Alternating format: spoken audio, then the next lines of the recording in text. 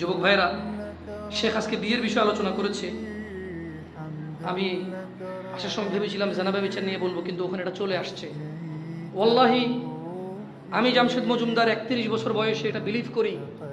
আমার এখানে যারা ভাইরা বসে আছে, শুধু এখানে না, পুরো বাংলাদেশে হানাফি, শাফি, মালিকি, হাম্বলি, চিশতি, সাবরি, তরিকত, হাকিকত, মারফত, কওমি, হেফাজত, চরমনায়, আট্রসি, যেই মতাদর্শেরই হোক না কেন, আমার মতো যারা আমার যুবক ভাইরা আছে, আমি জানাবে বিচার, নেশা আর গান বাজনা বাদ দিলে ওদের তেমন ভুল পাই না।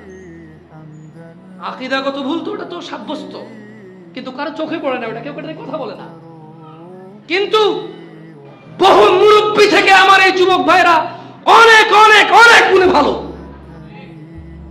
আর সে যদি প্রেমটা বাদ দিয়ে দিতে পারে, সিগারেট খাওয়াটা অমদ খায় না, ওয়াল্লাহ অমদ খায়, টাকা নেই ওর কাছে না, টাকা থাকলেও অমদ খায় না। ওর বন্ধু গাঁজা খায়, ও খায়।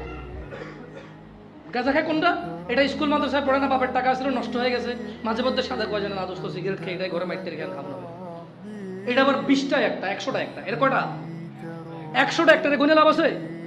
100টা যুবকের মধ্যে যদি একটা এরকম যুবক করে লাভ আছে আমার? 99টা ছেলে ভালো।